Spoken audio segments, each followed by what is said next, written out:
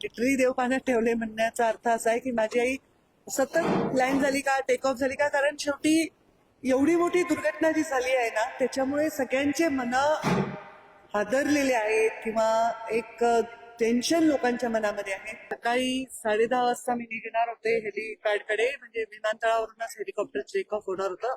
पण मला कळवण्यात आलं की जे हेलिकॉप्टर मी काल वापरत होते त्याच्यामध्ये काहीतरी बिघाड आहे. म्हणजे कालही असं वाटलं थोडं जुनं हेलिकॉप्टर होतं ते आणि त्याच्यात काही बिघाड आहे. आता मी काय बिघाड आहे वगैरे टेक्निकल डिटेल्स मध्ये गेले नाही आणि मग त्यांनी मला सांगितलं की ते दुसरं हेलिकॉप्टर मला पाठवत आहेत. तर तेही हेलिकॉप्टर पाठवायला थोडा विलंब झालाय, नाही तर मी बाय कार जाऊन पहिली सभा तरी केली असती. तिकडच्याही लोकांशी मी बोलले, सभा रद्द करणं शक्य नव्हतं. लोक वाट बघायला तयार आहेत आणि खरंच आहे की आता ही कार्यकर्त्यांची निवडणूक आहे आणि त्यांच्या पाठीशी आम्ही उभं राहायला पाहिजे, त्यांच्या सभा घेऊन त्यांना ऊर्जा दिली पाहिजे, त्यांना ताकद दिली पाहिजे. तर मी चालले आता सभेला, लेट झालाय 2 तास, पण ठीक आहे, लोक वाट बघायला तयार आहेत. असं की काल तुम्ही वक्तव्य केलं की बोलणार फिरते आणि आईने देव पाण्यात ठेवले. नाही म्हणजे लिटरली देव पाण्यात ठेवले म्हणण्याचा अर्थ असा आहे की माझी आई सतत लँड झाली का, टेक ऑफ झाली का, कारण शेवटी एवढी मोठी दुर्घटना जी झाली आहे ना त्याच्यामुळे सगळ्यांचे मन हादरलेले आहेत किंवा एक टेन्शन लोकांच्या मनामध्ये आहे.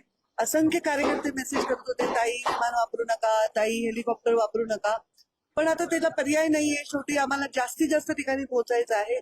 तर कोणी काही काळजी करायचं कारण नाही. मी हेलिकॉप्टरमध्ये बसायच्या आधीच त्यांनी क्लिअर केलं होतं की हेलिकॉप्टरमध्ये काय प्रॉब्लेम आहे आणि बदलावं लागेल, तर त्यामुळे काही काळजी करण्याचं तरी कारण नाही आणि काम तर चालतच राहणार. चरेवेती आम्हाला काम करत राहावं लागेल. दौरा उशिरा का होईना सुरू झाला. हो, दौरा रद्द नाही होणार. काही झालं तरी दौरा पिका. कदाचित शेवटच्या 2 सभा रद्द होतील कारण अंतर खूप आहे, मी पोहोचू नाही शकणार बाय कार देखील. अशी एखादी मोठी घटना घडते त्यावेळेस हेलिकॉप्टर असेल किंवा विमान असेल, लँड करत असताना काळजी वाटते, भीती वाटते किंवा काही मनात काय असतं? आता काल मी त्यानंतर पहिल्यांदा आले.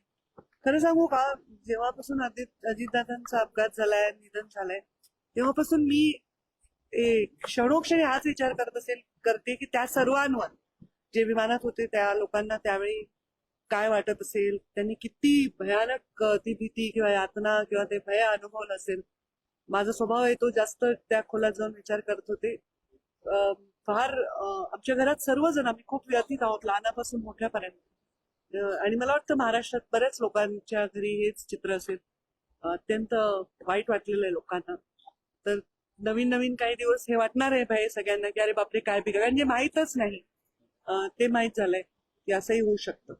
तर वाटणं साहजिक आहे, पण आता त्याला पर्याय नाहीये. प्रत्येकाला आपलं काम आणि कर्तव्य करावं लागेल. लाडक्या